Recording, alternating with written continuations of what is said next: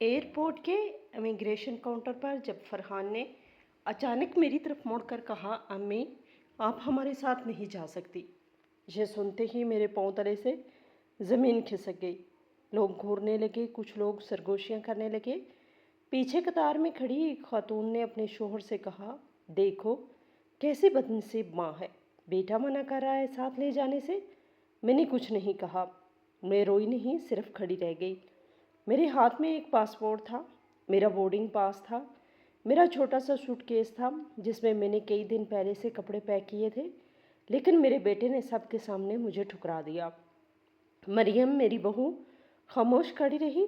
उसकी आंखों में कोई शर्म नहीं थी, सिर्फ एक अजीब सी तसल्ली थी। मैंने सांस लिया और पुरसकून रहने की कोशिश की। अंदर जिल्लत से मेरा पूरा जिस्म कांप रहा था, लेकिन बाहर से मैंने खुद को संभाले रखा। तभी इमिग्रेशन ऑफिसर, एक अधेड़ उम्र का आदमी, उसने मुझे गौर से देखा और बोला, मैडम आप मेरे साथ आइए अभी। मैंने पूछा, क्यों, क्या हुआ? उन्होंने सिर्फ इशारा किया। मैं उसके पीछे छोटे से कमरे में चली गई। उसने दरवाज़ा बंद किया और अपना कंप्यूटर मॉनिटर मेरी तरफ घुमा दिया। स्क्रीन पर मेरे नाम से कुछ लेन देन हो रहे थे। इसने कहा, मैडम अभी इसी वक्त अपना यूपीआई बंद कीजिए, अपने तमाम कार्ड्स ब्लॉक कीजिए और अपने फ़ोन से किसी भी लिंक को मत खोलिए। मेरी सांस अटक गई। मैंने पूछा, क्या मुराद? उसने कहा, आपके खाते से पिछले कई घंटे में बैनुल अक़वामी खाते में मुंतकिली की कोशिश हो रही है और आपका पासपोर्ट किसी की बैंकिंग फ्रॉड के लिए इस्तेमाल करने की कोशिश की है। ये सब आपके साथ हो रहा है और आपको पता भी नहीं चल रहा। मेरा नाम आयशा है, मैं रावलपिंडी के बहारा कॉलोनी सेक्टर में रहती हूँ। बहारा हाइट्स सोसाइटी में मेरा अपना 3 कमरे का फ्लैट है। चौथी मंजिल पर बालकोनी से सोसाइटी पार्क दिखता है। सुबह सवेरे मैं वही खड़ी होकर चाय पीती हूँ। मैं उर्दू की टीचर थी, सरकारी स्कूल में कई साल पढ़ाया। कुछ साल पहले रिटायर हुई। उससे कुछ माह पहले मेरे शौहर का इंतकाल हो गया था। दिल का दौरा पड़ा था रात को अचानक। वो रेलवे में इंजीनियर थे, उन्होंने सब कुछ मंजम रखा था। हमारे पास जो फ्लाइट था, मेरी जमा पूंजी थी, उनकी पेंशन का पैसा था और मैंने अपनी ज़िंदगी भर की बचत से एक बड़ी रकम की फिक्स डिपॉजिट करवाई थी। मैंने बैंक खाते में कुछ रकम बचत खाते में रखी थी। मैं अकेली नहीं थी, मेरे पास मेरा बेटा था, फरहान, मेरा अकलौता बेटा। मैंने सोचा था कि अब बुढ़ापे में मैं उसके साथ रहूँगी, वो मेरा सहारा है। मैं अपने घर में अकेली रहती थी, लेकिन फरहान रोज़ शाम को आता था। वो इस्लामाबाद में मार्केटिंग की नौकरी था। शादी से पहले वो मेरे साथ रहता था, लेकिन कुछ साल पहले जब उसकी शादी मरियम से हुई, तब से सब बदल गया। मरियम एक नई कंपनी में काम करती थी। देखने में बहुत महज़ब लड़की है, पढ़ी लिखी है, मल्होत्रा ख़ानदान से है। शादी में बहुत अच्छा था, लेकिन आहिस्ता आहिस्ता मैंने महसूस किया कि फरहान बदल रहा है। पहले वो मुझे रोज़ फ़ोन करता था, पूछता था, अम्मी खाना खाया, तबीयत कैसी है? अब महीनों फ़ोन नहीं आता। पहले वो मेरे बनाए हुए खाने का डब्बा ले जाता था दफ्तर, अब कहता है, अम्मी मुझे बाहर का खाना पसंद है। पहले वो ईद पर, रमज़ान पर, मेरे सालगिरह पर आता था, अब बहाने बनाता है। और मरियम, वो बहुत चालाक है, वो मेरे सामने बहुत अच्छा सलूक करती है। अम्मी आप बैठिए, मैं चाय बना देती हूँ। लेकिन मैंने कई बार सुना है, जब वो फरहान से बात करती है तो कहती है, तुम्हारी अम्मी को क्या ज़रूरत है इतने पैसे की, बुढ़ापे में क्या करेगी, हम ही तो इनके हैं। ये सब कुछ मुझे समझ आने लगा था, लेकिन मैं खामोश रही। मैंने सोचा हो सकता है ये सब नए रिश्ते का एडजस्टमेंट है, लेकिन असली दर्द तब शुरू हुआ जब ईद के दिन इस साल मैंने फरहान और मरियम को खाने पर बुलाया। मैंने पूरा किचन में वक्त गुजारा, आलू के पराठे बनाए, गाजर का हलवा बनाया, दाल मखनी बनाई, फरहान की पसंदीदा चीज़ें। शाम को वो आए, मैंने खुशी से दरवाज़ा खोला, लेकिन फरहान का चेहरा सख्त था। मरियम मुस्कुरा रही थी, लेकिन वो मुस्कुराहट बनावटी थी। हमने खाना खाया, मैं बातें करने की कोशिश कर रही थी, लेकिन फरहान अपने फ़ोन में लगा रहा। खाने के बाद मैंने कहा, फरहान बेटा एक बात कहूँ, तुम दोनों अब अलग रहते हो, इस्लामाबाद में ठीक है, लेकिन कभी आया करो ना, मुझे अच्छा लगता है। मरियम ने फ़ौरन कहा, अम्मी हम तो आते ही हैं, लेकिन आप समझिए ना, फरहान को दफ्तर का बहुत काम रहता है, ट्रैफिक भी है, हमें तो अपनी ज़िंदगी चाहिए। इसकी आवाज़ में तंज था। फरहान ने कहा, अम्मी तुम बेतहाशा रद्द अमल दे रही हो, हम मसरूफ़ हैं। मैंने कुछ नहीं कहा। दरवाज़ा बंद करके मैं किचन में आ गई और रो दी, लेकिन खामोशी से। मैंने किसी को नहीं बताया। सोसाइटी में फातिमा आंटी हैं, वो मेरी बहुत अच्छी दोस्त है, वो भी बेवा है, लेकिन मैं इन्हें भी नहीं बताया। मुझे शर्म आई, मुझे लगा कि लोग कहेंगे तुमने अपने बेटे की परवरिश ऐसी ही की होगी। پھر پچھلے مہینے فرحان نے فون کیا اور کہا امی ہم دبئی جا رہے ہیں چھٹیاں منانے، تم بھی چلو۔ میں چونک گئی، مجھے خوشی ہوئی، میں نے سوچا ہو سکتا ہے سب ٹھیک ہو جائے۔ میں نے کہا بیٹا تم مجھے لے جاؤ گے؟ اس نے کہا ہاں ہم تینوں ساتھ جائیں گے، کئی دن کا سفر ہے۔ میں نے ابھی تیاری شروع کر دی، میں نے نئے کپڑے خریدے، مرکز خریدے، میں نے اپنا پاسپورٹ نکالا جو میرے شوہر کے ساتھ پہلے کسی سفر کے لیے بنا تھا، میں نے سوٹ کیس پیک کیا، میں نے فاطمہ آنٹی کو بتایا، انہوں نے کہا واہ عائشہ یہ تو بہت اچھی بات ہے، تمہارا بیٹا تمہارا خیال رکھ رہا ہے۔ مجھے لگا کہ ہو سکتا ہے میں غلط سوچ رہی تھی، ہو سکتا ہے سب کچھ ٹھیک ہے۔ فرحان نے کہا تھا ہم تمہیں اٹھا لیں گے، لیکن صبح اس نے مجھے فون کیا اور کہا امی تم خود ہی ایئرپورٹ پر پہنچ جاؤ، ہم سیدھے وہیں ملیں گے۔ میں نے کہا ٹھیک ہے، میں نے اوبر بک کی اور نکل گئی۔ راستے میں میرا دل دھک دھک کر رہا تھا لیکن خوشی سے، میں سوچ رہی تھی کہ کتنے سالوں بعد میں گھومنے جا رہی ہوں۔ لیکن جب ایئرپورٹ پہنچی، چیک ان کے بعد امیگریشن کاؤنٹر پر تب اصلیت سامنے آئی۔ اگر آپ بھی میری اس کہانی کو سن رہے ہیں، اگر آپ کو بھی ایسا لگا ہے کہ آپ کی عزت کو کسی نے ٹھیس پہنچائی ہے تو مہربانی فرما کر اس ویڈیو کو لائک کیجیے، چینل کو سبسکرائب کیجیے اور تبصرے میں ضرور بتائیے کہ آپ کس شہر یا کس ملک سے دیکھ رہے ہیں۔ مجھے آپ کا ساتھ چاہیے، مجھے جاننا ہے کہ میں اکیلی نہیں ہوں۔ اس چھوٹے سے کمرے میں رجب علی نے مجھے کرسی پر بٹھایا اور پانی کا گلاس دیا۔ میرے ہاتھ کانپ رہے تھے۔ پھر اس نے اسکرین کی طرف اشارہ کیا اور کہا میڈم دیکھیے، یہ آپ کے پاسپورٹ نمبر سے آج صبح ایک آن لائن بینکنگ کھاتہ کھولنے کی کوشش ہوئی ہے، ایک بین الاقوامی بینک میں، اور پچھلے کئی گھنٹوں سے آپ کے قومی شناختی کارڈ سے منسلک موبائل نمبر پر متعدد بار بار آنے والے پاسورڈ کیے گئے ہیں، جن کا استعمال کر کے کوئی آپ کے انٹرنیٹ بینکنگ میں گھسنے کی کوشش کر رہا ہے۔ میں نے کہا لیکن مجھے تو کوئی پیغام نہیں آیا۔ اس نے کہا کیونکہ ہو سکتا ہے آپ کے فون میں کچھ ایسا ڈالا گیا ہے جو ان پیغامات کو چھپا رہا ہے، یا کوئی آپ کے فون کو دور سے دیکھ رہا ہے۔ میری سانسیں رک گئی۔ میں نے پوچھا یہ کیسے ہو سکتا ہے؟ میں تو صرف اپنے بہو اور بیٹے کو اپنا فون دیتی ہوں۔ رجب علی نے مجھے دیکھا اور اس نے کچھ نہیں کہا، لیکن اس کی آنکھوں میں مجھے ایک اشارہ ملا۔ اس نے کہا میڈم میں آپ کو مشورہ دوں، آپ ابھی یہیں بیٹھیے، اپنے بینک کو فون کیجیے، اپنی انٹرنیٹ بینکنگ بند کیجیے، اپنے تمام کارڈ ضائع کیجیے اور اپنے موبائل ادائیگی ایپ جو بھی ہے سب بند کیجیے ابھی اسی وقت۔ میں نے کانپتے ہاتھوں سے اپنا فون نکالا، میرا دل تیزی سے دھڑک رہا تھا۔ میں نے اپنے بینک کی گاہک خدمت نمبر پر کال لگائی، لائن پر کچھ دیر لگی۔ ان لمحات میں میں سوچتی رہی یہ سب کیسے ہو رہا ہے، میرے ساتھ یہ کیوں ہو رہا ہے۔ جب کال جڑی میں نے کہا میرا نام عائشہ ہے، میرا کھاتہ نمبر یہ ہے، مجھے اپنی نیٹ بینکنگ اور تمام کارڈز فوری بند کروانے ہیں۔ انہوں نے پوچھا کوئی پریشانی ہے؟ میں نے کہا ہاں بہت بڑی پریشانی ہے، مہربانی فرما کر ابھی کیجیے۔ انہوں نے مجھ سے پوچھا کچھ معلومات پہچان کے لیے، پھر انہوں نے کہا میڈم آپ کی انٹرنیٹ بینکنگ اب بند کر دی گئی ہے اور آپ کے تمام ڈیبٹ اور کریڈٹ کارڈ عارضی طور پر روک دیے گئے ہیں۔ میں نے راحت کا سانس لیا، لیکن ساتھ ہی میرا پورا جسم کانپ رہا تھا۔ رجب علی نے کہا اچھا کیا، اب آپ ایئرپورٹ سے باہر جائیے، گھر جائیے اور کسی کو کچھ مت بتائیے جب تک آپ کو سب سمجھ نہ آ جائے۔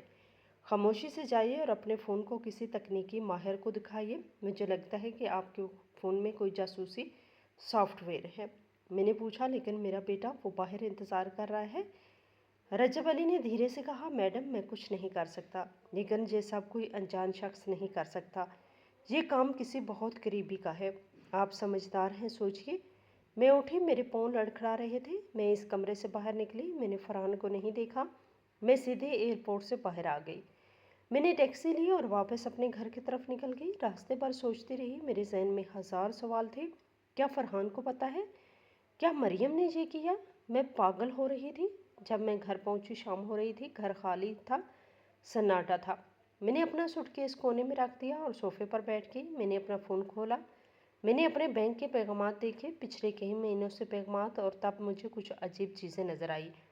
ایک موبائل تھا، آپ کے موبائل ادائیگی سے رقم کامیابی سے بھیجی گئی۔ مجھے یاد نہیں تھا کہ میں نے کسی کو اتنی رقم بھیجی تھی۔ پھر ایک اور پیغام، آپ کے کھاتے سے رقم نکالی گئی، میں نے کبھی اتنی رقم ایک ساتھ نہیں نکالی تھی۔ پھر ایک اور منتقلی، میرا دل دھک سے رہ گیا۔ کل ملا کر ایک بڑی رقم تھی جو مجھے یاد نہیں تھی، میں نے یہ رقم نہیں بھیجی گئی تھی۔ پھر میں نے اپنے ان باکس میں مزید دیکھا، مجھے کچھ بار بار آنے والے پاسورڈ کے پیغامات دکھے، لیکن وہ سب ایک عجیب فولڈر میں تھے جسے میں نے کبھی دیکھا نہیں۔ میرے فون میں ایک چھپا ہوا فولڈر تھا جس کا نام تھا महफूज पैगामात। मैंने उसे खोला। इसमें पिछले कई महीनों से सैकड़ों बैंक अलर्ट्स थे, सैकड़ों बार बार आने वाले पासवर्ड थे। मेरी आंखें फटी की फटी रह गई। मैंने ये फोल्डर नहीं बनाया था, किसी और ने बनाया था, लेकिन किसी ने मेरे फ़ोन में ये बंदोबस्त किया था कि मुझे अपने ही बैंक के पैगामात ना दिखे। मैं सोफे पर बैठी रही घंटों। अंधेरा हो गया। मैंने रोशनी नहीं जलाई। मैं सोच रही थी और तभी मेरा फ़ोन बजा। फरहान का नाम स्क्रीन पर चमका। मैंने कॉल उठाई। मैंने कोशिश की कि मेरी आवाज़ मामूल की लगे। मैंने कहा, हाँ बेटा। फरहान ने गुस्से से कहा, अम्मी ये क्या है? तुम एयरपोर्ट से कहाँ चली गई? हमने तुम्हें इतना ढूंढा। हम परवाज़ से रह गए तुम्हारी वजह से। मैंने पुरस्कून होकर कहा, मेरी तबीयत ख़राब हो गई थी, मैं घर आ गई। फरहान ने कहा, तबीयत ख़राब हुई और तुमने बताया भी नहीं, हम वहाँ खड़े रहे। मैंने कहा, मुझे माफ़ कर दो, मैं नहीं जा पाऊँगी, तुम दोनों जाओ। फरहान ने कहा, अम्मी तुम हमेशा फसाद करती हो, तुम्हें हमेशा तवज्जो चाहिए। खैर छोड़ो, हम कल सुबह के दूसरी परवाज़ से जा रहे हैं। और हाँ, एक बात, तुम्हारे बैंक से कॉल आया था। उन्होंने पूछा कि तुमने अपने कार्ड क्यों ब्लॉक करवाए। मैंने कहा कि हो सकता है तुम उलझ गई हो। वो कह रहे थे कि कल तुम बैंक आओ, सब ठीक कराओ। मेरे रोंगटे खड़े हो गए। मैंने पूछा, तुमसे बैंक ने क्यों पूछा मेरे बारे में? फरहान ने कहा, क्योंकि मैंने अपना नंबर तुम्हारे खाते में सानवी राब्ते के तौर पर दिया हुआ है ना। भूल गई? पिछले साल ही तो करवाया था। मैंने सोचा हो सकता है तुम्हें कोई परेशानी हो तो मुझे पता चल जाए। मेरे पूरे जिस्म में बिजली दौड़ गई। मैंने पिछले साल कोई सानवी नंबर नहीं जोड़ा था, मुझे याद नहीं था। लेकिन अगर फरहान का नंबर मेरे खाते से जुड़ा हुआ था तो उसका मतलब वो सब कुछ देख सकता था, मेरे बैलेंस, मेरे लेन देन, सब कुछ। मैंने धीरे से कहा, ठीक है बेटा, तुम अपने सफ़र का ख्याल रखो। फरहान ने कहा, हाँ, और एक बात अम्मी, अगले महीने हम नया फ्लैट ले रहे हैं, 3 कमरे का। पहली किस्त के लिए हमें कुछ रकम की ज़रूरत है। मैं तुमसे बात करूँगा। फ़ोन कट गया। मैं वहीं बैठी अंधेरे में, मेरा जहन चल रहा था पहली किस्त के लिए रकम। मेरे खाते से इतनी बड़ी रकम गायब, मेरे फ़ोन में छुपे हुए पैगामात, फरहान का नंबर, मेरे बैंक में, ये सब जुड़ रहा था आहिस्ता आहिस्ता। लेकिन मैं यकीन नहीं करना चाहती थी, मैं नहीं मानना चाहती थी कि मेरा अपना बेटा मुझसे धोखा कर सकता है। अगली सुबह मैं जल्दी उठी। मैं सोसाइटी के पार्क में गई। वहाँ फातिमा आंटी अपनी सुबह की चहलकदमी पर थी। उन्होंने मुझे देखा और मुस्कुराई। कहा, कैसी हैं आप?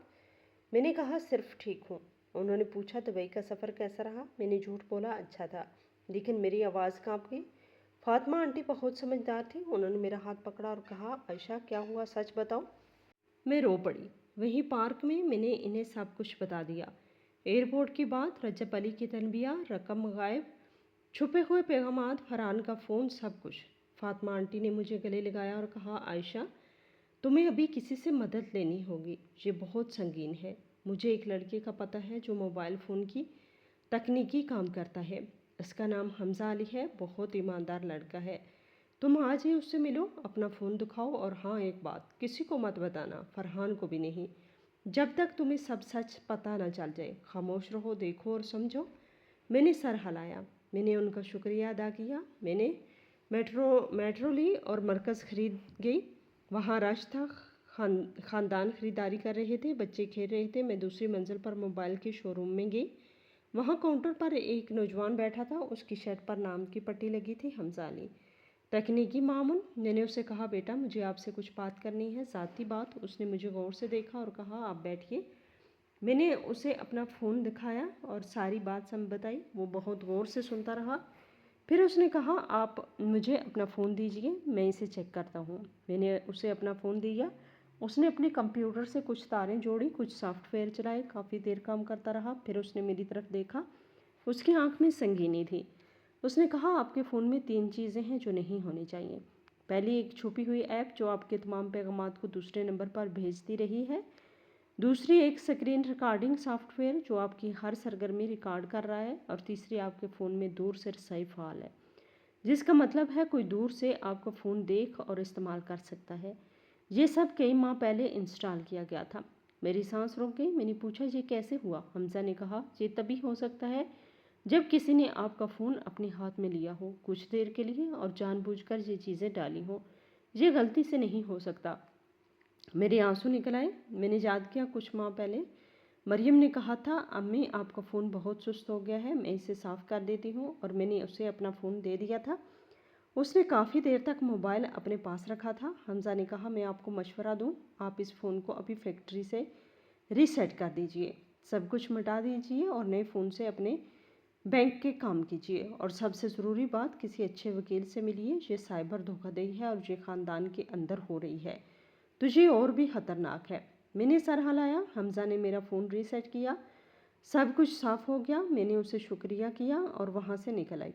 मेरे हाथ में अब सबूत था। अब मुझे मज़ीद पता लगाना था। शाम को जब मैं घर पहुँची तो मेरे जहन में एक ही बात घूम रही थी, मुझे और सबूत चाहिए था। मुझे ये जानना था कि फरहान और मरियम ने क्या किया है।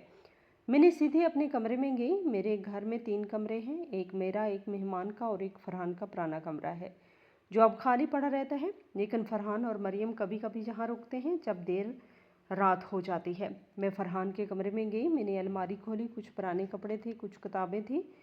फिर मैंने दराज खोली। ऊपर की दराज में कुछ नहीं था, बीच वाली में कुछ कागजात थे, पुराने बिल, कॉलेज के सर्टिफिकेट। लेकिन जब मैं सबसे निचली दराज खोली तो मेरे हाथ एक फ़ाइल लगी, एक मोटी भूरी रंग की फ़ाइल। मैंने उसे निकाला और बिस्तर पर बैठ गई। पहले सफ़े पर एक कागज़ था जिस पे लिखा था इख्तियार नामे का मसवदा। मेरा दिल ज़ोर से धड़कने लगा। मैंने वो कागज़ पढ़ा। इसमें लिखा था कि मैं आयशा अपने बेटे फरहान को अपनी सारी जायदाद, अपने तमाम बैंक खातों और अपने तमाम फ़ैसलों के लिए मुकम्मल इख्तियार देती हूँ। नीचे मेरे दस्तखत की जगह खाली थी, लेकिन बाकी सब कुछ टाइप किया हुआ था। मेरा नाम, मेरा पता, मेरा कौमी शनाख्ती कार्ड नंबर, सब कुछ इख्तियार दस्तावेज़ थी। सिर्फ मेरे दस्तखत की कमी थी। मेरे हाथ कांपने लगे। मैंने अगला सफ़ा पलटा। इसमें मेरे बैंक की पासबुक की तस्वीर कापी थी, मेरी फिक्स्ड डिपॉजिट की रसीद की नकल थी, मेरे कौमी शनाख्ती कार्ड की नकल, जहाँ तक कि मेरे घर की कागजात की भी नकल। सब कुछ था। मेरी पूरी ज़िंदगी के कागजात किसी ने ये सब इकट्ठा किया था, खामोशी से, बगैर मुझे बताए। मरियम की तहरीर थी। मैं पहचान गई। मेरी आंखों के सामने अंधेरा छा गया। ये कोई गलत फहमी नहीं थी, ये कोई इत्तफाक नहीं था, ये एक मंसूबा था, एक सोची समझी साजिश। मेरे अपने बहू और बेटे की। वो मुझसे मेरा सब कुछ छीनना चाहते थे, मेरा पैसा, मेरी जायदाद, मेरा घर, और फिर मुझे छोड़कर बाहर चला जाना थे।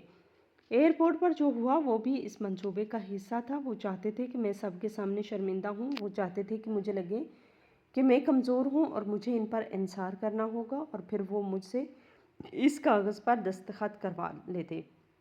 मैं वहीं बिस्तर पर बैठी रही। मेरे हाथों में वो फाइल थी। मेरे आंसू बंद नहीं हो रहे थे, लेकिन गुस्सा भी आ रहा था। मैंने कई साल फरहान को पाला। मैंने अपनी ज़रूरियात कम की ताकि उसे अच्छी तालीम मिल सके। मैंने अपनी सारी बचत इसकी खुशियों में लगाई, और आज वो मुझे लूटना चाहता है। ये सोचकर मेरा कलेजा फट रहा था, लेकिन मैंने खुद को संभाला। मैंने गहरी सांस ली। मैंने अपनी आंखें पूंजी। मैंने खुद से कहा, नहीं आयशा, तुम रोओगी नहीं, तुम टूटोगे नहीं, तुम लोगों की। मैंने इस फाइल के हर सफ़े की तस्वीर अपने नए साफ़ किए हुए फ़ोन से खींची। मैंने वो तस्वीरें अपनी ऑनलाइन ड्राइव में महफूज कर ली। मैंने एक महफूज ड्राइव में भी नकल की। मैंने वो फाइल वापस दराज में रख दी, बिल्कुल वैसी ही जैसी थी। किसी को पता नहीं चलना चाहिए कि मैंने देखा। मैंने अपने फ़ोन की तरतीबात चेक की, सब कुछ साफ था।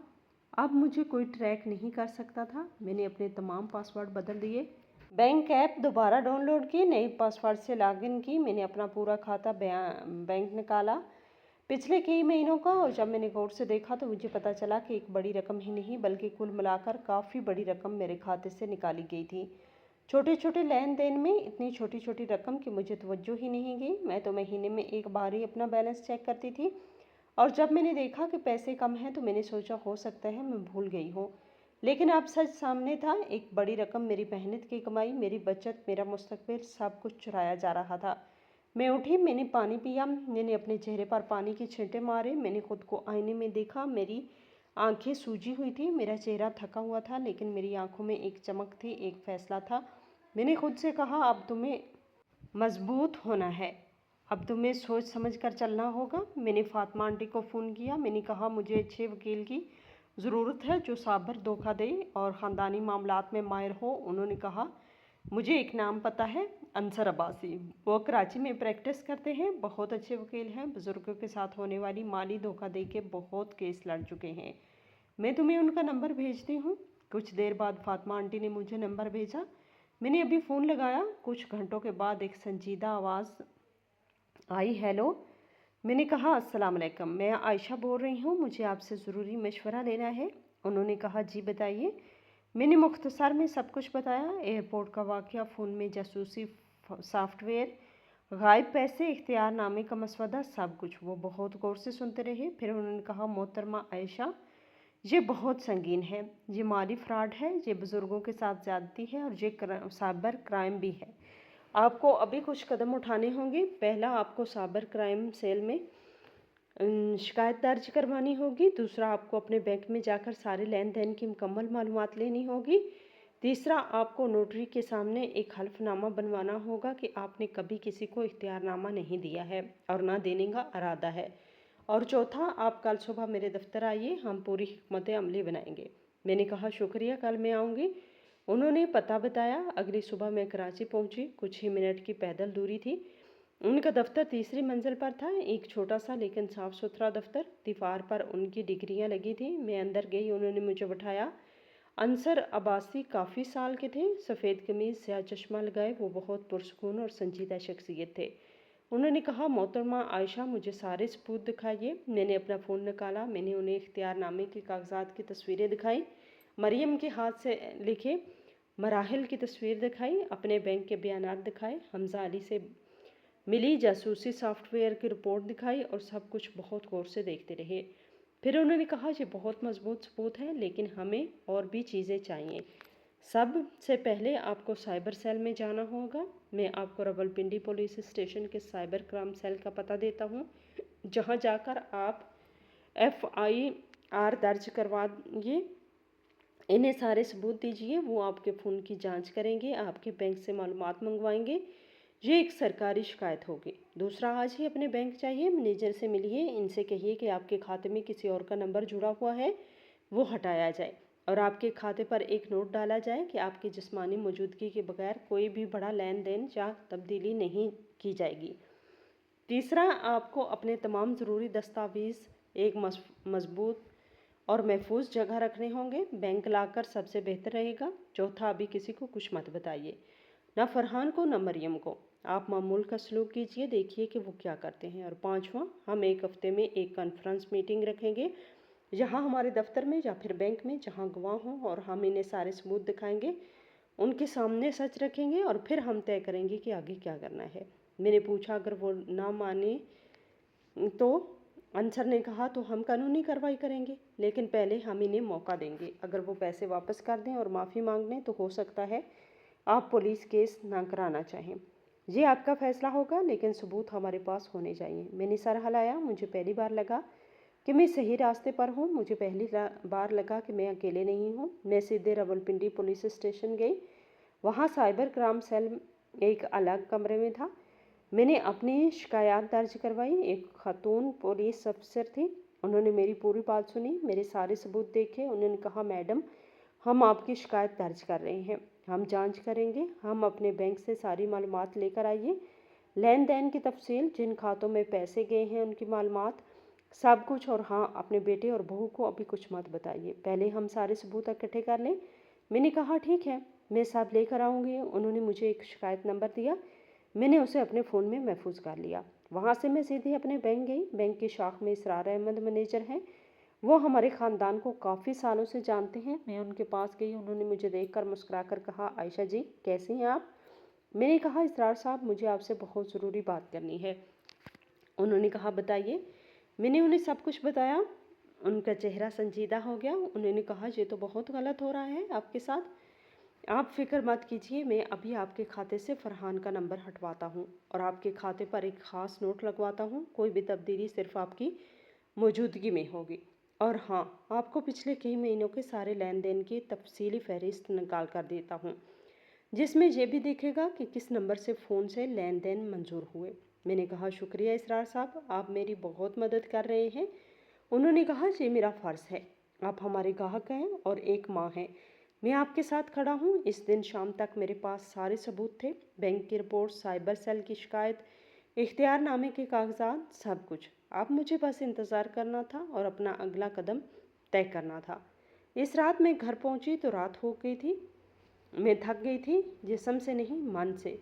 इतना कुछ हो रहा था, इतने सबूत मिल रहे थे, और सबसे बड़ी बात ये थी कि मुझे अब मामूल होकर रहना था। मुझे फरहान और मरियम के सामने ऐसा रहना था जैसे मुझे कुछ पता नहीं। ये सबसे मुश्किल काम था। मैंने अपने कपड़े बदले, मैंने किचन में जाकर चाय बनाई, मैंने टीवी चालू किया। मैं सोफ़े पर बैठ गई। मैंने सोचा कि अब मुझे वैसे ही सलूक करना है जैसे मैं रोज़ करती हूँ। मुझे कमज़ोर नहीं दिखना, मुझे डरी हुई नहीं दिखनी, मैं मामूल, बिल्कुल मामूल दिखना है। तभी मेरा फ़ोन बजा। स्क्रीन पर फरहान का नाम था। मैंने गहरी सांस ली, मैंने कॉल उठाई, मैंने अपनी आवाज़ को बिल्कुल मामूल रखा। मैंने कहा, हाँ बेटा। फरहान ने कहा कि अम्मी, हम दुबई से वापस आ गए। कल शाम की परवाज़ से बहुत अच्छा रहा, तुम नहीं आई तो तुम्हारा नुकसान हुआ। मैंने कहा, कोई बात नहीं, अगली बार चली जाऊंगी। तुम दोनों को मज़ा आया, यही बहुत है। फरहान ने कहा, हाँ, और अम्मी एक बात, हम कल शाम तुम्हारे पास आ रहे हैं खाना खाने, तुम कुछ अच्छा बना लेना। मेरा दिल धक से रह गया। वो आ रहे हैं कल? मैंने कहा, ठीक है बेटा, मैं बना दूंगी, तुम दोनों आ जाना। उसने कहा, हाँ, और अम्मी एक छोटा सा काम है, कुछ कागजात पर तुम्हारे दस्तखत चाहिए, बैंक के कागज़, कुछ ख़ास नहीं, सिर्फ नामजदगी वगैरह का। तुम रख लेना अपना कौमी शनाख्ती कार्ड। फ़ोन कट गया, मैं वहीं जम गई। मेरा हाथ से फ़ोन गिरने ही वाला था, और ये वही वक्त था। वो मुझसे वो इख्तियारनामे पर दस्तखत करवाने आ रहे थे। वो सोच रहे थे कि मुझे कुछ नहीं पता। वो सोच रहे थे कि मैं भोली हूँ और मैं पढ़े बगैर दस्तखत करूँगी। मैंने अभी अंसर साहब को फ़ोन किया, मैंने उन्हें बताया। उन्होंने कहा, बहुत अच्छा है, ये हमारे लिए अच्छा है, आप बिल्कुल मामूल के मुताबिक रहिए, इन्हें आने दीजिए, खाना बनाइए, उनके साथ अच्छे से बात कीजिए। जब वो कागजात निकालें तो आप कहिए कि आप पढ़ना चाहती हैं। अगर वो इसरार करें तो आप कह दीजिए कि आप थक गई हैं, कल दिन में बैंक जाकर दस्तखत करेंगी, इन्हें टाल दीजिए, और कल हम सबको बुला लेते हैं, मीटिंग रखते हैं। मैंने कहा, ठीक है, मैं वैसा ही करूँगी। इस रात मैं सो नहीं सकी। मैं बस सोचती रही कि कैसा मेरा बेटा इतना बदल गया, कैसे वो इतना गिर गया। लेकिन मैंने खुद को महफूज रखा। मैंने खुद से कहा, कल तुम्हें अदाकारी करनी है, तुम्हें नाटक करना है, तुम्हें दिखाना है तुम्हें कुछ पता नहीं। अगली सुबह मैं जल्दी उठी, मैंने नहा धोकर तैयार हुई, मैं बाज़ार गई, मैंने सब्जियां खरीदी, पनीर लाई। फरहान को पनीर बहुत पसंद था। मैं दोपहर तक घर लौट आई। मैंने पूरी दोपहर किचन में गुजारी। मैंने पनीर बटर मसाला बनाया, दाल मखनी बनाई, ज़ीरा चावल बनाए, रोटियां बनाई, सलाद काटा। मैंने पूरे दिल से खाना बनाया, जैसे कुछ हुआ ही नहीं, जैसे मुझे कुछ पता ही नहीं। शाम को दरवाजे की घंटी बजी। मैंने दरवाज़ा खोला, फरहान और मरियम खड़े थे। फरहान के हाथ में एक चमड़े का बैग था। मरियम ने शलवार कमीज़ पहनी थी। इसके चेहरे पर मुस्कुराहट थी, लेकिन आंखों में वही चलाकी थी। मैंने कहा, आओ बेटा, आओ बेटी, अंदर आओ। वो अंदर आए। सोफ़े पर बैठ के मैंने उनके लिए पानी लाया। मरियम ने कहा, अम्मी कितनी अच्छी खुशबू आ रही है, आपने क्या बनाया? मैंने कहा, तुम दोनों की पसंद का पनीर मसाला और दाल मखनी। फरहान ने कहा, वाह अम्मी, तुम तो बहुत अच्छा बनाती हो। मुझे बहुत अच्छा लग रहा है सुनकर, लेकिन दिल के अंदर मेरा दिल रो रहा है। मुझे पता था कि ये सब झूठ है, ये सब दिखावा है। हमने साथ में खाना खाया, मैं बातें कर रही थी, मैं मुस्कुरा रही थी, मैं वैसे ही सलूक कर रही थी जैसे एक माँ करती है। लेकिन मेरे जहन में सिर्फ एक ही बात थी, ये लोग मुझे बेवकूफ़ बना रहे हैं। खाने के बाद हम बैठक में आए। फरहान ने अपना बैग उठाया और कहा, अम्मी, वो जो मैंने तुमसे कहा था ना, कुछ कागजात हैं बैंक के, तुम्हें दस्तखत करने हैं। मैंने कहा, हाँ बेटा, क्या कागजात है? उसने बैग से वही फ़ाइल निकाली, वही भूरे रंग की फ़ाइल जो मैंने उसके कमरे में देखी थी। इसने एक कागज़ निकाला, वही इख्तियारनामे का कागज़। उसने कहा, अम्मी, ये एक नामजदगी का फार्म है, इसमें तुम्हें अपना नाम और नामजद कुंधा लिखना है, ताकि मुस्तकबिल में अगर कोई ज़रूरत हो तो मैं तुम्हारी मदद कर सकूं, बैंक से पैसे निकालने में या कोई काम करने में। ये सिर्फ तुम्हारी हिफाजत के लिए है। मैंने वो कागज़ हाथ में लिया, मैंने ऊपर से नीचे तक पढ़ा, हर एक लफ्ज़, हर एक सतर इसमें साफ साफ लिखा था कि मैं अपने बेटे को अपनी सारी जायदाद पर मुकम्मल इख्तियार दे रही हूँ। मेरे बैंक के खाते, मेरे घर, मेरी सारी बचत, सब कुछ। ये कोई नामजदगी का फार्म नहीं था, ये एक इख्तियारनामा था। ये कोई नामजदगी का फार्म नहीं था। मैंने ऊपर देखा, फरहान मेरी तरफ देख रहा था, मरियम मुस्कुरा रही थी। मैंने पुरस्कून आवाज़ में कहा, बेटा, ये तो बहुत बड़ा कागज़ है, इसमें बहुत कुछ लिखा है, मैं उसे कल दिन में गौर से पढ़कर दस्तखत कर दूंगी। अभी मेरी आंखें थक गई हैं। फरहान का चेहरा सख्त हो गया। उसने कहा, अम्मी, इसमें क्या पढ़ना है? ये सिर्फ एक रस्मी कार्रवाई है, तुम अभी दस्तखत कर दो। मैंने कहा नहीं बेटा, मैं बगैर पढ़े कुछ दस्तखत नहीं करती, ये मेरी टीचर होने की आदत है, मुझे सब समझना पसंद है।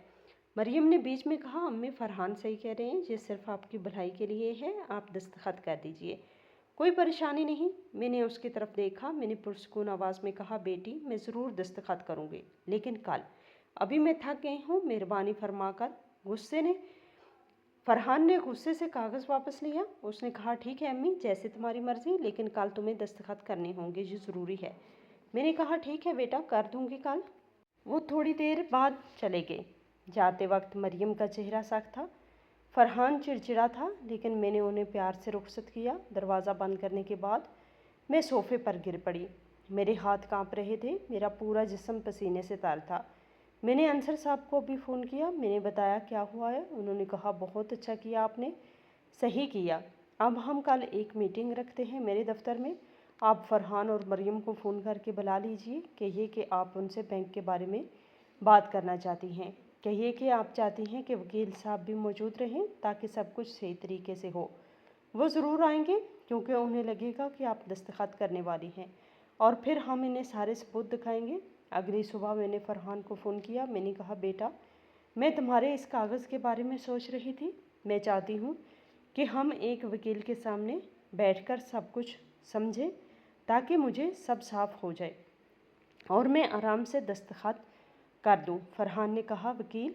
क्यों अम्मी, इतनी इसकी क्या ज़रूरत है? मैंने कहा, बेटा ये बड़ा मामला है, मेरी पूरी जायदाद का। मैं चाहती हूँ कि सब कुछ कानूनी तौर पर सही हो। मेहरबानी फरमाकर तुम और मरियम आज दोपहर कराची आ जाओ मेरे वकील के दफ्तर में। फरहान खामोश रहा, फिर इसने मरियम से कुछ बातें की। मुझे फ़ोन पर इनकी सरगोशियाँ सुनाई दी। फिर उसने कहा, ठीक है अम्मी, हम आ जाएंगे। कौन से वकील हैं? मैंने कहा, अंसर अब्बासी, मैं तुम्हें पता भेज रही हूँ। उसने कहा, ठीक है हम आएंगे। फ़ोन कट गया। मैंने अंसर साहब को फ़ोन किया और बताया। उन्होंने कहा, बहुत अच्छा है, मैं तैयारी कर लेता हूँ। आप इसरार साहब को भी बुला लीजिए, बैंक मैनेजर को, वो गवाह के तौर पर रहेंगे, और अगर हो सके तो फातिमा आंटी को भी। जितने गवाह हों उतने अच्छे हैं। मैंने इसरार साहब को फ़ोन किया। उन्होंने कहा, मैं ज़रूर आऊँगा, आप फ़िक्र मत कीजिए। मैंने फातिमा आंटी को भी बुलाया। उन्होंने कहा, मैं तुम्हारे साथ हूँ, मैं आऊँगी। इस दिन सुबह मैं बहुत घबराई हुई थी, लेकिन साथ ही मैं तैयार भी थी। मैंने अपने सारे कागजात एक फ़ाइल में रखे, बैंक के बयानात, साइबर सेल की शिकायत, इख्तियारनामे की कागजात की तस्वीरें, मरियम के हाथ की तहरीर वाला मंसूबा, सब कुछ। मैंने अपने अच्छे कपड़े पहने, एक सफ़ेद शलवार कमीज़, मैंने टीका लगाया, मैंने अपने बाल बांधे, मैंने आईने में ख़ुद को देखा। एक माँ थी, लेकिन आज मैं एक जंगजू भी थी। आज मैं अपने लिए लड़ने जा रही थी, अपनी इज़्ज़त के लिए, अपने हक़ के लिए। दोपहर को मैं गली से निकली, मैंने मेट्रो ली, कराची पहुंची, अंसर साहब के दफ्तर में पहुंच गई।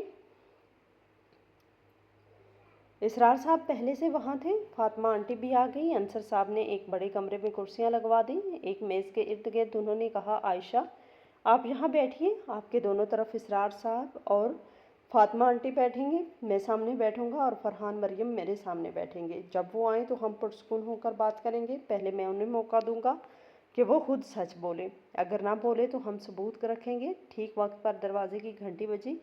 अंसर साहब के मामन ने दरवाज़ा खोला। फरहान और मरियम अंदर आए। फरहान ने सूट पहन रखा था, मरियम ने रस्मी कमीज़। वो एतमाद से भरे थे, इन्हें लग रहा था आज वो जीत जाएंगे। लेकिन जब उन्होंने इसरार साहब और फातिमा आंटी को देखा तो उनके चेहरे पर हल्की सी बेचैनी आई। फरहान ने पूछा, अम्मी ये सब क्यों है? मैंने पुरसुकून आवाज़ में कहा, बेटा ये गवाह हैं, जो कुछ भी आज यहाँ होगा इसकी गवाह। अंसर साहब ने कहा, आइए फरहान साहब, मरियम साहिबा बैठिए, हम बात करते हैं। वो बैठ के। कमरे में सन्नाटा था, तनाव था, और अब सच बोलने का वक्त आ गया था। अंसर साहब ने अपना चश्मा ठीक किया और फरहान की तरफ देखा। उन्होंने कहा, फरहान साहब आप अपनी वालदा के लिए कुछ कागजात लाए थे, क्या आप हमें बता सकते हैं कि वो कागजात किस बारे में हैं? फरहान ने कहा, जी हाँ, ये एक सादा नामजदगी का फॉर्म है। मैं अपनी वालिदा की मदद करना चाहता हूँ, इनकी उम्र हो रही है, कभी कोई परेशानी हो तो मैं इनके बैंक के काम संभाल सकूं, बस इतना ही। अंसर ने कहा, क्या मैं कागजात देख सकता हूं? फरहान ने अपने बैग से वो कागज़ निकाला और मेज़ पर रख दिया। अंसर साहब ने उसे उठाया, उन्होंने गौर से पढ़ा, फिर कहा, यह नामजदगी का फॉर्म नहीं है, فرحان صاحب یہ ایک اختیار نامہ ہے، ایک عام اختیار نامہ. اس میں لکھا ہے کہ عائشہ اپنی ساری جائیداد، سارے بینک کھاتے، سارے فیصلے لینے کا اختیار آپ کو دے رہی ہیں. یعنی ان کی مرضی کے بغیر بھی آپ ان کی جائیداد بیچ سکتے ہیں، ان کے پیسے نکال سکتے ہیں، ان کے گھر پر قرض لے سکتے ہیں. یہ بہت بڑا اختیار ہے. اور آپ اسے نامزدگی کا فارم بتایا کیوں؟ فرحان کا چہرہ لال ہو گیا. اس نے کہا میں نے غلطی سے کہہ دیا ہوگا، لیکن میرا ارادہ اچھا ہے. میں اپنی والدہ کا بھلا چاہتا ہوں. انصر صاحب نے کہا اچھا تو پھر آپ کو کوئی اعتراض نہیں ہوگا اگر ہم کچھ اور باتیں کریں؟ فرحان نے کہا جی کہیے. انصر صاحب نے میری طرف دیکھا. انہوں نے کہا عائشہ آپ اپنی بات رکھیے. میں نے گہری سانس لی. میرے ہاتھ کانپ رہے تھے لیکن میں نے خود کو سنبھالا. میں نے فرحان کی آنکھوں میں دیکھا. میں نے کہا بیٹا مجھے تم سے کچھ پوچھنا ہے. پچھلے کئی مہینوں سے میرے بینک کھاتے سے ایک بڑی رقم غائب ہو گئی ہے، چھوٹے چھوٹے لین دین میں. کیا تمہیں اس کے بارے میں کچھ پتہ ہے؟ فرحان کا چہرہ سفید پڑ گیا. اس نے کہا نہیں امی مجھے کچھ نہیں پتہ. ہو سکتا ہے تم نے کہیں خرچ کر دیا ہو اور بھول گئی ہو. میں نے کہا نہیں بیٹا میں نہیں بھولی، میرے پاس ثبوت ہے. میں نے اپنی فائل کھولی اور اپنا بینک بیان نکالا. میں نے میز پہ رکھا. میں نے کہا دیکھو یہ کئی مہینوں کے لین دین ہیں اور یہ سارے لین دین ایک ہی نمبر سے منظور ہوئے ہیں، ایک دوسرے نمبر سے جو کہ فرحان کا نمبر ہے. یہ نمبر میرے بینک کھاتے میں پچھلے سال جوڑا گیا تھا. فرحان کا چہرہ اور بھی سفید ہو گیا. مریم نے بیچ میں کہا یہ غلط فہمی ہے، ہو سکتا ہے بینک کی کوئی غلطی ہو. انصر صاحب نے کہا نہیں مریم صاحبہ یہ بینک کی غلطی نہیں، یہ ایک سوچی سمجھی منصوبہ بندی ہے اور ہمارے پاس اس کے اور بھی ثبوت ہیں. میں نے ایک اور کاغذ نکالا، وہ تصویر جو میں نے فرحان کے کمرے سے لی تھی، مریم کی تحریر میں لکھی ہوئی منصوبہ. میں نے وہ تصویر میز پر رکھی. میں نے کہا یہ تمہارے ہی کمرے کی دراز سے ملی تھی. اس میں صاف صاف موبائل ہیکنگ کا طریقہ لکھا ہوا ہے. مریم یہ تمہاری تحریر ہے نا؟ مریم کا چہرہ یکدم سفید ہو گیا. اس کے ہاتھ کانپنے لگے. اس نے کہا نہیں یہ میری نہیں ہے، یہ کسی اور کی ہے. فاطمہ آنٹی نے کہا جھوٹ مت بولو بیٹی، میں نے تمہاری تحریر دیکھی ہے، سوسائٹی کے پروگراموں میں تم سے کارڈ لکھے تھے، یہ تمہاری تحریر ہے. انصر صاحب نے کہا اور یہ دیکھیے یہ سائبر کرائم سیل کی رپورٹ ہے. عائشہ کے فون میں 3 قسم کے جاسوسی سافٹ ویئر تھے جو کئی ماہ پہلے انسٹال کیے گئے تھے.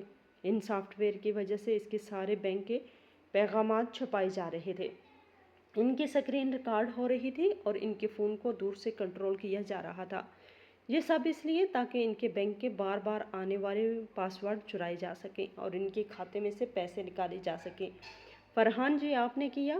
فرحان نے چلا کر کہا نہیں میں نے نہیں کیا، یہ سب جھوٹ ہے، آپ مجھ پر جھوٹا الزام لگا رہے ہیں. انصر صاحب نے پرسکون آواز میں کہا تو پھر یہ بتائیے آپ کے بینک کھاتے میں پچھلے کئی مہینوں میں اتنی بڑی رقم کہاں سے آئی؟ میں نے آپ کی تنخواہ کے بارے میں پتہ کیا. آپ کی تنخواہ ایک خاص رقم ہے لیکن آپ کے کھاتے میں پچھلے کئی مہینوں میں کئی گنا زیادہ رقم آئی ہے. یہ رقم کہاں سے آئی ہے؟ فرحان خاموش رہ گیا. اس کے پاس کوئی جواب نہیں تھا. مریم رونے لگی. اس نے کہا مہربانی فرما کر ہمیں معاف کر دیجیے، ہم نے غلطی کی ہے لیکن ہماری مجبوری تھی. فرحان پر بہت قرض ہے، اس نے کرپٹو کرنسی میں پیسہ لگایا تھا، سب کچھ ڈوب گیا، بہت زیادہ قرض ہو گیا تھا. ہم پریشان تھے، ہمیں پتہ نہیں تھا کہ کیا کریں، اسی لیے ہم نے سوچا کہ امی کے پاس اتنا پیسہ ہے، وہ اکیلی ہیں، انہیں اتنے پیسے کی کیا ضرورت ہے، ہم بعد میں واپس کر دیں گے، بس یہی سوچا تھا. فرحان نے بھی سر جھکا لیا. اس نے کہا امی مجھے معاف کر دو، میں غلط تھا. میں نے کہا امی نے بہت بڑی غلطی کی لیکن میں تمہارا بیٹا ہوں، مہربانی فرما کر معاف کر دو. مجھے دیکھ کر میرا دل ٹوٹ گیا. میرا بیٹا جسے میں نے اپنی کوکھ میں رکھا، جسے میں نے پالا، جس کے لیے میں نے سب کچھ کیا، وہ آج میرے سامنے گڑ گڑا رہا تھا لیکن صرف اس لیے کہ وہ پکڑا گیا. اگر وہ نہ پکڑا جاتا تو وہ مجھے لوٹ کر ملک چھوڑ کر چلا جاتا.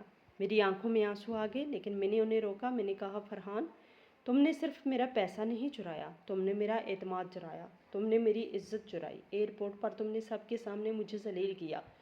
تم نے مجھے یہ احساس دلایا کہ میں بوجھ ہوں اور میں بیکار ہوں. یہ پیسے سے بڑا جرم ہے. تم نے میرا دل توڑا.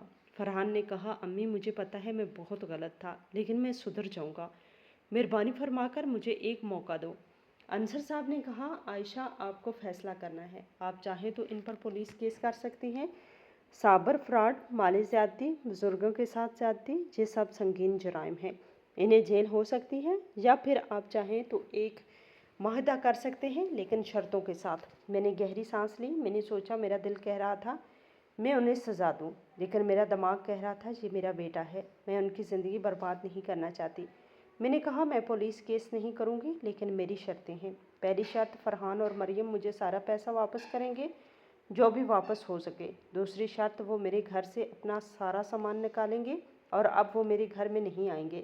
تیسری شرط میرے سارے کاغذات میرے پاس رہیں گے، کسی بھی قسم کے اختیار نامے پر میں کبھی دستخط نہیں کروں گی۔ چوتھی شرط انصر صاحب ایک قانونی معاہدہ تیار کریں گے جس میں یہ سب لکھا ہوگا۔ اور پانچویں شرط اگر مستقبل میں وہ پھر سے کچھ ایسا کرنے کی کوشش کی تو میں سیدھا پولیس میں جاؤں گی، کوئی معافی نہیں۔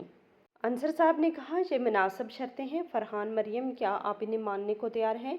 فرحان نے سر ہلایا۔ اس نے کہا ہاں میں مانتا ہوں، میں پیسے واپس کروں گا جتنا ہو سکے گا، میں اپنی نوکری سے پیسے جمع کروں گا اور میں پھر کبھی ایسا نہیں کروں گا۔ مریم نے بھی کہا ہم مانتے ہیں، مہربانی فرما کر ہمیں معاف کر دیجیے۔ انصر صاحب نے کہا ٹھیک ہے، میں کل تک ایک معاہدہ تیار کرتا ہوں، آپ سب اس پر دستخط کریں گے اور فرحان آپ کو پہلی قسط اس ہفتے کے آخر میں دینی ہوگی۔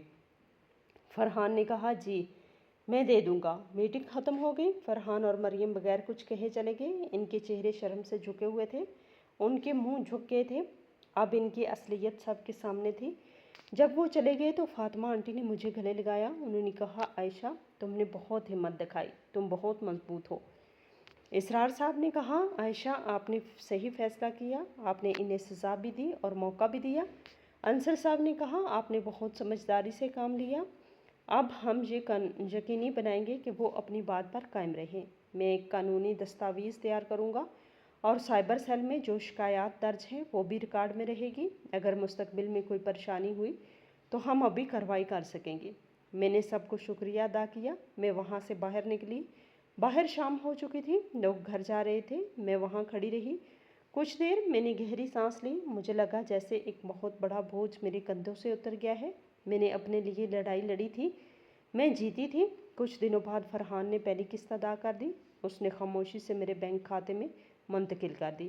کوئی فون نہیں کیا، کوئی پیغام نہیں بھیجا، صرف پیسے بھیج دیے۔ انصر صاحب نے ایک قانونی معاہدہ تیار کیا تھا، اس میں سب کچھ لکھا تھا، فرحان اور مریم کے دستخط کیے تھے۔ انہوں نے وعدہ کیا تھا کہ ہر مہینے کم از کم کچھ رقم واپس کریں گے۔ اگلے دن میں بینک گئی، اسرار صاحب نے مجھے ایک لاکر دیا، میں نے اپنے سارے ضروری کاغذات اس میں رکھ دیے، میرے گھر کے کاغذات، میری فکسڈ ڈپازٹ کی رسیدیں، میرے قومی شناختی کارڈ کی نقل، اپنی وصیت جو میں نے انصر صاحب کی مدد سے بنوائی تھی۔ کچھ عرصے بعد فرحان نے پھر سے رقم بھیجی، پھر اگلے مہینے بھی وہ اپنا وعدہ نبھا رہا تھا۔ ہم نے ایک بار بھی بات نہیں کی، نہ اس نے فون کیا نہ میں نے۔ ایک طرف سے ہمارا رشتہ ختم ہو گیا تھا، کم از کم ویسا رشتہ تو ختم ہو گیا تھا جیسا پہلے تھا، اب یہ صرف ایک لین دین کا تھا۔ میں نے ایک وصیت لکھوائی، صاف اور سیدھی، جس میں لکھا تھا میری وفات کے بعد ساری جائیداد کا کیا ہوگا۔ میں نے آدھا حصہ فرحان کے نام کیا اور آدھا ایک خیراتی ادارے کے نام جو بے سہارا بزرگوں کی مدد کرتا ہے۔ یاد رکھیے عمر صرف ایک عدد ہے، لیکن عزت اور خود اعتمادی یہ ہماری پہچان ہے، اسے کسی کو چھیننے مت دیجیے۔ میری کہانی یہاں ختم ہوتی ہے، لیکن میری زندگی نہیں۔ میری زندگی ابھی چل رہی ہے، اپنی شرطوں پر، اپنی رفتار سے، اپنے طریقے سے، اور مجھے فخر ہے خود پر، اپنی ہمت پر، اپنی طاقت پر۔ اگر آپ کو میری کہانی سے کچھ سیکھنے کو ملا ہو، اگر آپ کو لگتا ہے کہ یہ کہانی دوسروں تک پہنچنی چاہیے تو مہربانی فرما کر ویڈیو